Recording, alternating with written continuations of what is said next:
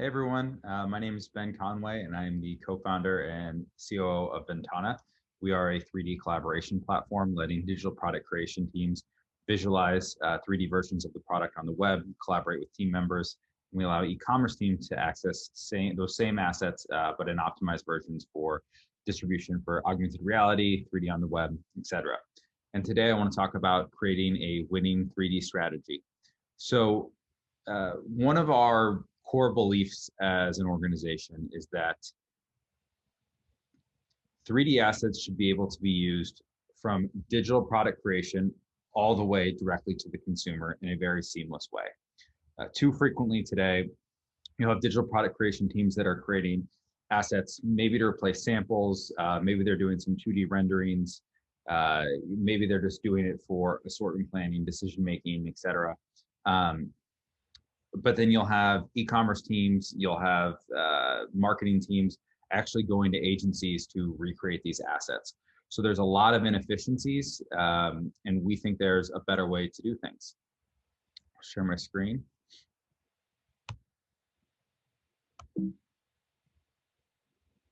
So number one, 3D is no longer optional. It's driving large ROI.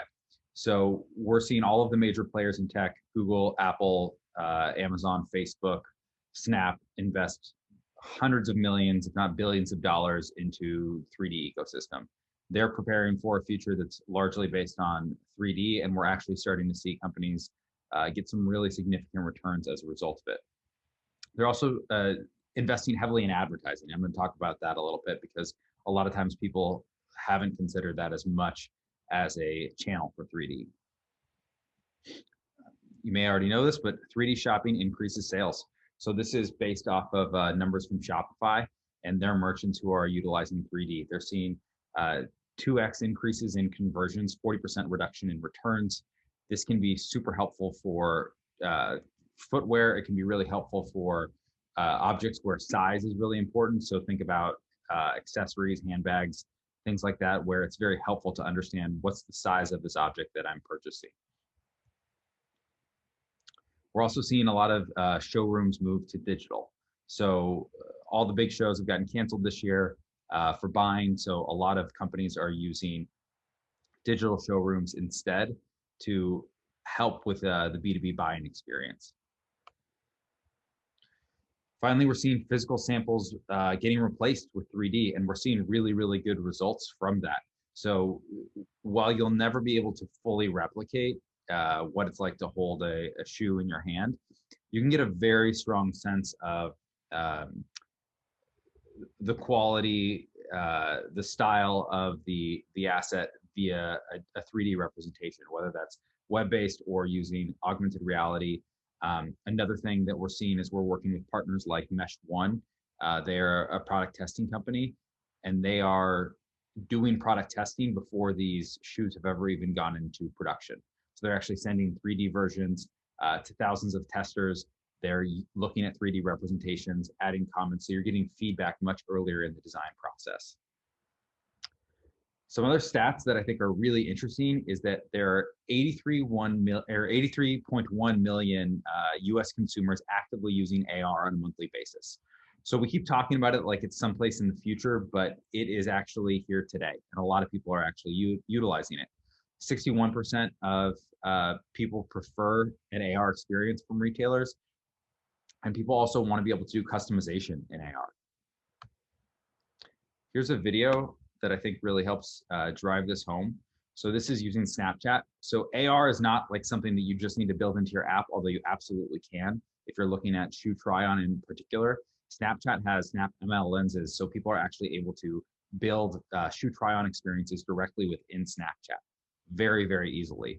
Wannabe, who has Wanna Kicks, is integrated. This looks like it's another person doing it, Intellify or something like that, but you can see the quality and how easy it is for a consumer to get access to something like this.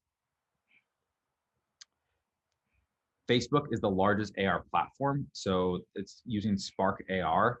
You're seeing millions and millions of views using augmented reality. And again, a lot of this is in the form of advertising. So it's not just about, can we show our own product in AR via our e-commerce site, via our app? There's also all of these other channels that are getting some of the first use cases for 3D, augmented reality, et cetera. Google Swirls, another one of them, 3 times higher engagement, 34% increase in exposure time. You can see an example of some of these Google Swirl ads here, a 17% increase in customer purchase intent. They're really powerful and they're very, very easy to make. So they're using Google Web Designer. So the same way that you're creating any sort of other Google ad, you can use to create a Google Swirl ad. I also want to bring up Unity. Unity has launched their own network, ad network. If you haven't heard of Unity, Unity is one of the largest real-time engines. It's basically them and Unreal, who I'll talk about in a moment. Unity is really known in the mobile market, and they're very heavily involved in AR, VR. So whenever you're playing a mobile game on your phone and you're looking at, maybe you don't have the paid version, so you're watching an advertisement or like an image or a video, Unity is now launching 3D ads. So looking to place objects in people's environments. So more and more customers are getting this delivered to them in almost more subtle ways via advertising than it would be asking them to create it, like to do a new action through your mobile app or something like that. Unreal Engine. Unreal is really important because the real-time rendering and photorealism that Unreal is capable of is pretty astounding. So there are a lot of companies out there today building some amazing showrooms using Unreal Engine. And again, you need 3D assets to drive this. You need to be able to have 3D assets that are ready to deploy there. So the reason I'm showing you all of these different examples of where 3D is being used is because it's not just about digital product creation. There's so much more that can happen and can really accelerate adoption from consumers, looking at shortening time to market, looking at providing a better B2B buying experience. All of this can be accomplished via 3D in these various channels. But here's the problem. Each one of these channels requires a different input. So this is a little spreadsheet we'd put together. You can feel free to reach out to me. We've got a more detailed version that we're happy to share with people. But these are all the different requirements. So you need GLB versions. Oftentimes you might need a USDZ version if they're delivering on iOS. You've got various poly count limitations. You've got problems with textures. Some are 1K, some are 2K, some require a power of 2, some don't. And it starts to get really confusing. And so what happens is you might have a high quality asset that's coming out of Modo, or maybe you've done a 3D scan or something like that of footwear. How do you deliver to all of these different channels? How do you do it at scale? Most likely it's probably coming back to your product creation teams. And we all know they don't have the bandwidth to keep creating what they're creating today and add these additional channels on there. So that's kind of where we come into the picture, because the tools haven't kept pace. Kind of just talked about that here a moment ago. So what we believe, again, is that a cohesive strategy is essential. You need to have a cohesive strategy, all the way from assortment planning down to external buyer sales. So that's kind of where Ventanas Platform comes in. So through the platform, you can store assets, you can organize them via tags, metadata. We automatically handle all of the conversions. We optimize the assets for the various channels, as you can see here with Google Swirl, Snapchat, Spark AR, digital showrooms, et cetera. And all of that can get delivered via API. So one of our clients is Adidas. We worked with them most recently on a project where they delivered several thousand shoes to their mobile app. In an hour, we ran and optimized shoes for less than 5 megabytes as a USDZ, which was kind of the requirement for the project. We ran 2,000 shoes. Previously, that took weeks via Houdini pipeline. So when you start adding automation, it becomes really, really powerful, because now your teams are just focused on, let me create a very high quality version of this from the very beginning, and then we can automatically take that and distribute it to all of these various channels.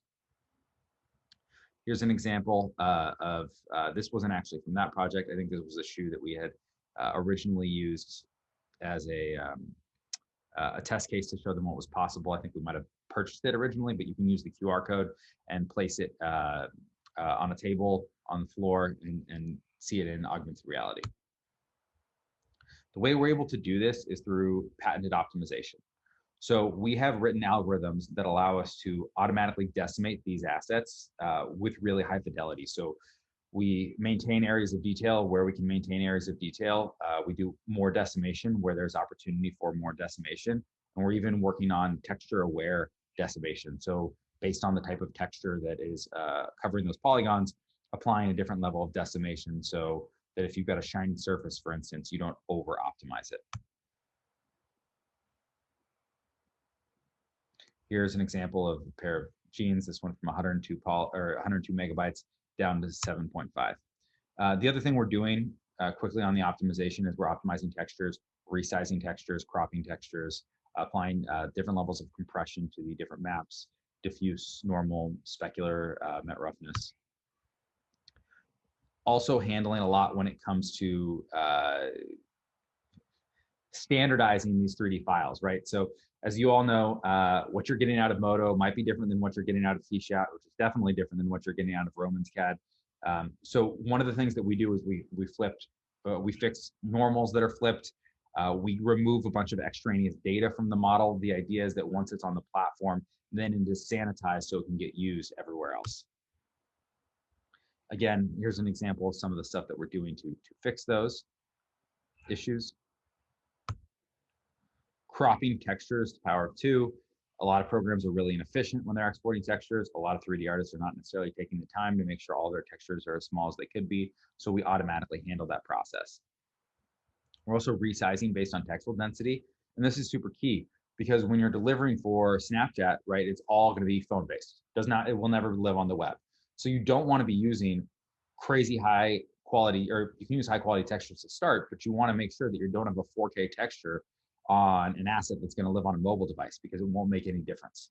So resizing based on textile density allows us to kind of set a target textile density based on the platform we're going to deliver on, and then resize all of those textures accordingly. Lots of options around texture compression and how we're doing that. You can pick 1K, 2K, 512, 4K, and choose the level of aggressiveness or even use lossless textures. We also support instancing. This is kind of a bigger deal for Romans CAD. Anyone working in Romans CAD. Stitching is a big problem. They export all the stitches as individual geometry, and that can add up really, really fast. So it's not unheard of at all to have 7 million, 8 million, 11 million poly shoes coming out of Romans CAD, and most of that as a result of the stitching. So with instancing, what we're able to do is automatically instance all of those stitches. And while we won't necessarily reduce the poly count just based on instancing alone, it does remove, we only save one version of that stitch. So now instead of having 400 stitches on a shoe, you have one stitch, and then basically it's automatically rendering multiple of those. So you're getting a significant reduction in file size when you're delivering this. We also have parallel geometry removal. So what's going on there is essentially when you're coming out of these programs, we see it a lot in apparel where there are multiple layers of meshes. So you've got a shoe on the upper, you've got kind of a few different layers there. Sometimes when you're decimating, you can get those layers to pop through and it doesn't look nice. And so what we're able to do is recognize when there's layers of geometry that are parallel to one another. We respect that parallel geometry, so they'll never have crossing over, so you won't have any back faces. And we also remove a lot of, there's a bunch of tiny meshes that get hidden as a result of just the way these programs export. We can delete those and remove those because they're just adding weight to the model that's totally unnecessary. And finally, we fit into existing design processes. So Modo, we were working really closely with them, building a plugin there. We support Romans CAD. Support Keyshot coming out of Rhino. We know that it's a little bit of the Wild West when it comes to footwear and the way that people are doing it. Everyone has a different pipeline. So our goal is to try and support as much as possible when you're utilizing those. So kind of in summary, the message here today is really, there's a lot of different places that your model is going to need to live. It's going to start to expand, and it's going to start to expand really rapidly. And so it's very important that you consider automated solutions when you're taking a look at this. A centralized place to store your assets, a centralized place for your team to collaborate, make comments, annotate on those assets, a centralized place to distribute those assets. And then ideally, you've also got some automation built in there. So someone who's automatically converting to various file formats, optimizing the file based on the requirements for these different platforms. It's going to make your lives a lot easier. The days of having a bunch of different Houdini pipelines, having a bunch of different scripts for various platforms are going to be gone soon. It's not tenable with the number of endpoints that we have today. So that's kind of all that I've got for you. Appreciate you taking the time to watch my talk, and I hope you have a wonderful rest of the year. Please feel free to reach out if you have any questions or comments or want to learn more. Thanks so much.